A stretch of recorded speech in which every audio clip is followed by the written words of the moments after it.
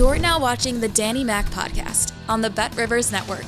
Hey, thanks for giving me some time. I'm Dan McNeil, and you're listening to the Danny Mac Podcast on the Bet Rivers Podcast Network. And I want to thank all of you who have been loyal to me throughout the course of 2023. And if you don't mind, if you've not done so already, please subscribe to the podcast. And I want to remind you, regardless of where you get your podcast, whether it's Spotify, Apple, doesn't matter. You can watch the interviews. You can watch the podcast on YouTube. Subscribe wherever you like. And thank you very much for spreading the word that the Macker is not dead yet, not done flapping gums about the games people play. And this, at the end of December, it is necessary for me to do the year in review show. And it's not a positive one, but I want to give you some positives.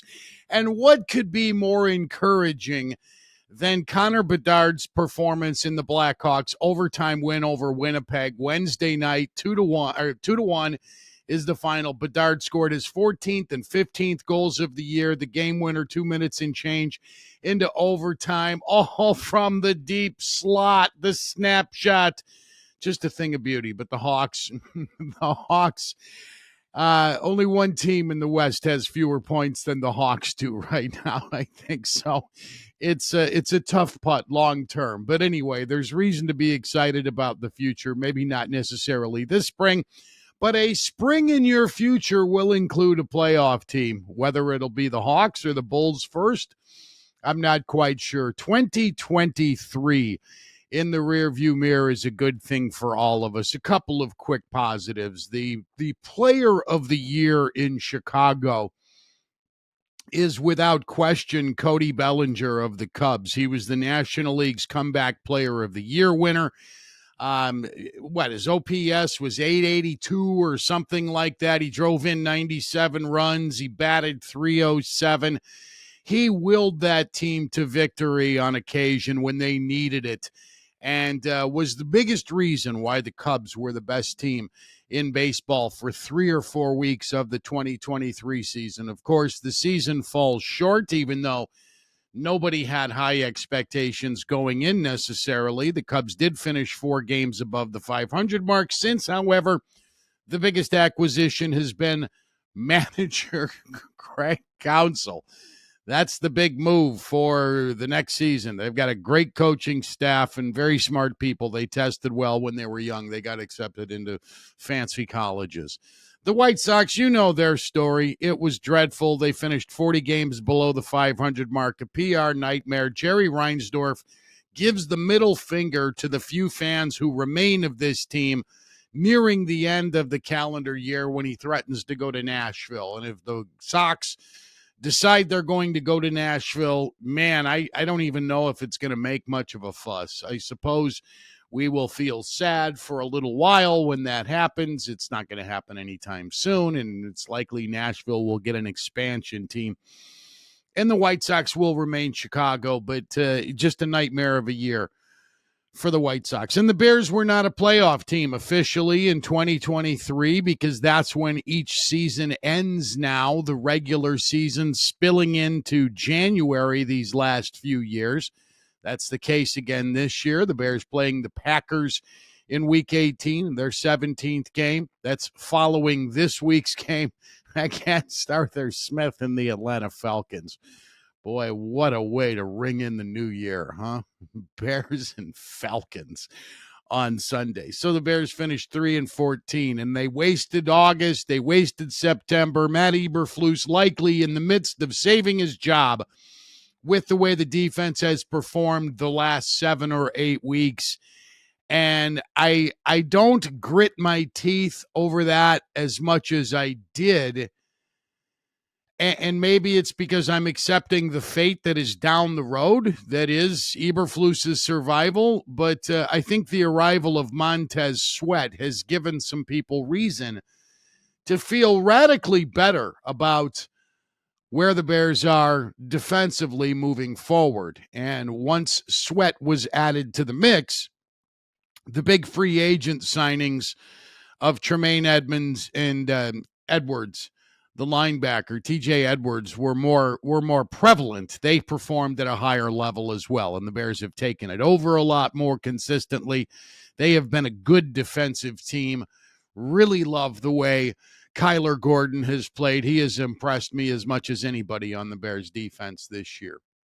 I think he's been terrific, and secondary is the strength of the team. But 3-14 last year, top pick in the draft, probably not going playoff in this year. If they do, they will be the 7th seed likely, they were the first 7th seed in the history of 7 playoff teams representing each conference when the NFC expanded to add a 7th team. Both conferences did it, actually. A few years ago, the Bears lost to the Saints in a game most of us have forgotten. That's right. Matt Nagy, in his second to the last year, went to the playoffs for a second time in his 4 years as the Bears head coach. The Bulls finished a couple games below 500 last year, and everybody is excited to see the end of the Zach LaVine era. The guy who comports himself like a superstar, gets paid like a superstar, and it seems like when he is gone, the team plays at a higher level. Offensively, there's more congruity. This is from accounts other than my own. These are not my observations. These are the observations of those who pay attention to this sort of thing. I myself do not. I'm not in a Bulls kind of mode. So there is the picture painted for all of the teams. I didn't mention the Blackhawks, who were a lousy club last year, obviously missing the playoffs and getting the number 1 pick. Connor Bedard, the 15th goal of the year last night, the difference maker. They beat Winnipeg 2-1 in overtime. And the Bedard story has not come without a gnashing of teeth. As we continue to look at 2023 with such disdain and such pain that it caused. I mean, it wasn't just on the field, it was off the field as well.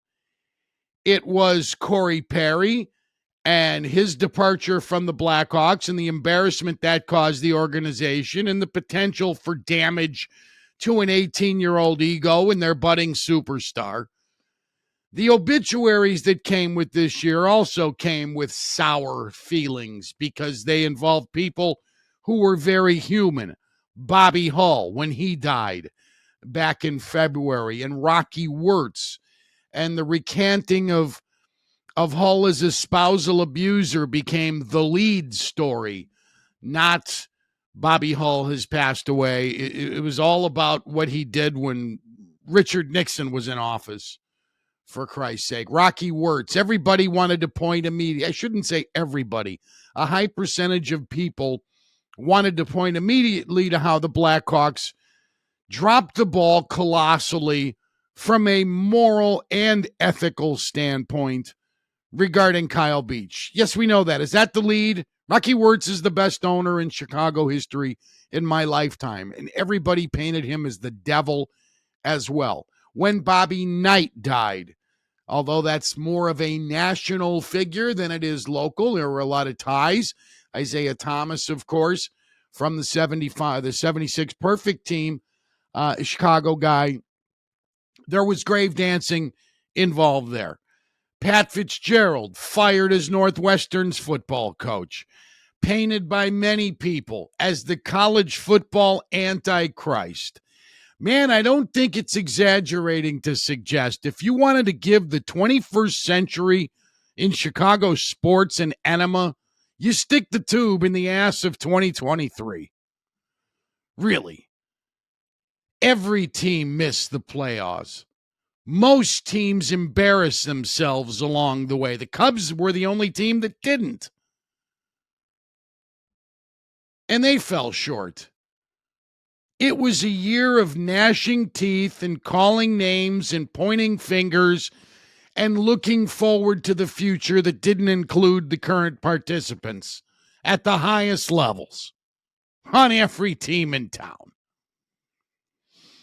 There has not been a darker year since the Score signed on, since Chicago's first sports yapper signed on in 92, and I was the afternoon host when that happened. And I can't tell you a year that was worse than this one. Not just on the field, but off it. 0 for 5 in playoff appearances. And in the cases of the White Sox and the Bears, a lot of embarrassment off the field. I haven't even gotten to the two assistant coaches who left during the season. Matt Eberflus assistants because of HR reasons. It has been a shitfest of a year. But in the darkness, I want to share with you a couple of stories that leave me feeling good about a couple of people one I know very well and one I hadn't spoken with in almost 25 years until a couple of months ago. And they are Chicago sports people. You will remember the name Eric Kramer from his days in a Bears uniform in 1995, and you will remember the name Harry Tynowitz from my afternoon show, the Mac Yurko and Harry Show on ESPN 1000 between 01 and 09. A couple months ago, I visited with Eric Kramer for an hour, and he has a book that has just been published. It's self-published, The Ultimate Comeback, in which he details his struggle with depression, surviving a suicide attempt in 2015 when he put a handgun under his jaw, pulled the trigger, the bullet crushed his palate, ripped through his tongue, ripped through his brain. Cognitively, he wasn't functional for some time. He wanted to die because 4 years prior, this was part of the reason he wanted to die. His son Griffin, who was 18 at the time, overdosed on heroin and died. Eric had gone through a divorce. Eric learned in his 20s he suffers from clinical depression, not sadness, the kind of depression that overwhelms you at the most inopportune times when you don't have enough serotonin in your brain to have happy feelings, when you want to be left alone. And Eric learned that when he was with the Bears, that he suffers from depression. He couldn't enjoy his 95 season when he set a Bears record for most passing yards in a single season of 3,838, and that record still stands today. His story is magnificent because he was driven to his knees. He was a guy who worked so very hard to get everything he got. He was not a guy with a silver spoon up his ass, a guy who had the world by the short and curlies. He had to go the junior college route, took a whack at North Carolina State, managed to be a starter there. The NFL didn't want anything to do with him initially. He went to the CFL, briefly got shots in Atlanta and New Orleans, and then Detroit gave him a chance, and he quarterbacked the Lions to a playoff victory. After the 91 season, in January of 92, they beat the Cowboys. To this day, that remains the last playoff win for the Detroit Lions. And then he came to the Bears.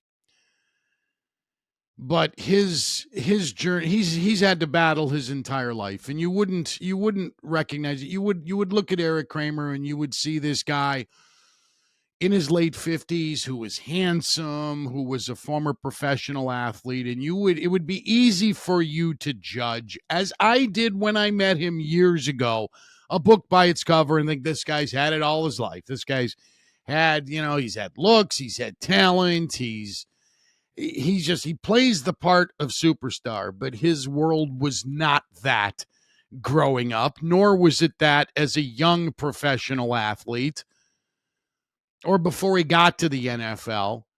And his life after the NFL was a disaster because he and his ex-wife did everything they could for their son Griffin. They were very much involved in Griffin's life, and Griffin fell prey to opioids like so many tens of thousands of American teenagers have done in the last 10 years. Eric is such a good spokesman for mental health. And I encourage you to check out his book, The Ultimate Comeback. My conversation with him was so heartening because I had a little flare up with Eric late in his playing career. I think it was the 97 season, early in the season. We had a little flare up, and we hadn't talked but once since then until October, and it was nice to reconnect. And he sounds so together, and you can tell when he tells his stories. If you check out any of the interviews he's done over the last couple of months promoting The Ultimate Comeback, you will hear a guy, it's obvious how much he has put into his recovery and how much he understands the nature of the illness, of depression and of addiction and of recovery from suicide. He is a tremendous spokesperson for mental health awareness. And his former teammates, Lomas Brown of the Lions, Jim Morrissey of the Bears, and some others have told me they absolutely love his company whenever they get a chance to see him at one of the team's reunions. Harry Teinowitz got another chance 6 months ago. My partner at ESPN 1000 in the afternoon was going to die if he didn't get a liver transplant. And when ESPN Radio invited us to do a short segment at the House of Blues in late March to celebrate the station's 25th birthday, I didn't think Harry was going to be able to make the event. I had spent some time with him in the late winter, and he was incredibly weak. He was bruising very easily. He needed a liver transplant yesterday, and that was in January. We roll into late March. He still didn't have a match. Several donors did not match, and it was dire. I thought at the time, and because we're 6 months past the liver transplant now, I can say it, and he is doing okay. I talked with him last week. He's getting stronger. He's frustrated by some things. Harry likes to eat, and he has to watch everything he eats. And he has kept weight off amazingly long before he discovered his liver dysfunction. And his heart issues are another story. But the liver transplant, I told people quietly how important it was for us to promote organ transplants on social media in the off chance someone may see it who might know somebody who is donating a liver. The off chance that Twitter or Facebook or TikTok or Instagram, some outlet, might give us a fighting chance to give him a new liver, because I thought he was going to die by midsummer. And I verbalized that to people. And Harry and I had our share of fights when we worked together. Yet we were like brothers as much as anybody I ever worked with in that regard. We could MF each other to our faces, and the next day we were over it. And then sometimes we both would cash old checks. But what was lost in the shuffle during that show's ascent to, I guess you could say, stardom, it was a pretty good 4 or 5 years, 0, 5, 6, 7, and 8. Show did some things no sports show previously had done in Chicago. It was well known that we were rivals, that we, had conflict. We did it on the air and did it off the air. But when we traveled together, he was my go-to guy. He was the guy I would call to hang with. It wasn't Johnny the good kid. It was Harry. Harry was more my guy than Yurko for a lot of reasons. Hangability. And he also was the show's mule. I ceased to be that after 9/11 and didn't travel marijuana anymore, but Harry had no problem with that. So call me 10 minutes after you get into your room, Harry, and I'll meet you somewhere. He got his liver. I didn't think he would get this far into the calendar year if he did not. And I am so grateful for that, because he's a good dude. And he used to be called Happy Harry, and for some time now he hasn't been that. And his His closest friends and family members who have known him over the years have been discouraged and dispirited by how he has been down. But he's managed to pull it up by the bootstraps and tackle all of these challenges and all of the administrative gymnastics that have to be done whenever there are serious health complications and long-term hospital stays. Any of you who have gone through that in recent years know exactly what I'm talking about. Since the pandemic busted in the winter of 2020, medical help in this country has become a very difficult arrangement, and it's frustrating, and insurance hiccups take longer to get settled. And when your situation is as grave as needing a liver transplant, that weighed on the man. And he is my friend, and I'm honored to be his friend, and I'm glad that we were able to reconnect several times leading up to his liver transplant, and I've seen him a time or two since then, and hope to maybe catch an NFL playoff game with him. But looking ahead to 2024, forget the sports stuff. It's the health that matters. It's the relationships we make through our jobs, whether they are as a sportscaster or as an athlete, as a teacher, as a coach, whatever you do for work, those relationships tend to be very meaningful. And I think that art does imitate life. And when we see that in film, that guys who work together hang out together, whether they're guys in their 30s, like the guys who worked at Smart Tech in The 40-Year-Old Virgin, or J.K. Simmons as Paul Rudd and Andy Samberg's father in I Love You, Man, who's on the phone with his best buddy from AT&T, IBM he worked at for 30 years. Once a week, twice a week, they're on the phone, 30 minutes a week. Hank Mardukas. Those are the relationships you make along the way if you love what you do. And those are meaningful relationships. And Steve McMichael, with whom I worked at ESPN, with Tynowitz, between 01 and 09, battling Lou Gehrig's disease, ALS. I sure hope he makes it long enough, because that has been his desire, I'm told, from those who know Steve. Gary Fensick shared that with me recently in an interview, that he wants to live, even though he cannot make speech and cannot raise his arms, and has not been able to do either of those for many months now. And in case you didn't know, the way ALS patients communicate is by eye movement to letters on a screen. They spell the letters to their family members, to the medical team, by staring at the letters on a chart to spell them out. And he has expressed that he wants to continue. Bless him.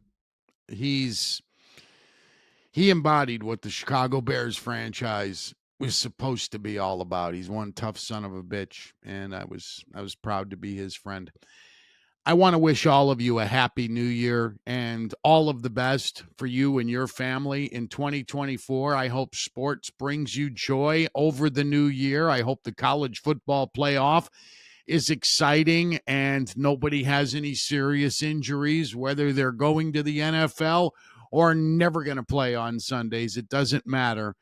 Football's a rough game. We all love it. Most of us really, really love it, but it's a nasty-ass game. Anyway, have a great holiday season. I'll be back very, very soon. I'll have Bears post against Atlanta for you on the 2nd of January. Adam Delavitt is the guy who takes care of everything at the Bet Rivers Podcast Network. My producer, Sam Michael, thank you for a job well done. Randy Merkin and all of the guys behind the scenes, like Troy Mocker and Alex Pastor, thank you for what you do. Happy New Year, everybody. I'm Dan McNeil. Take care.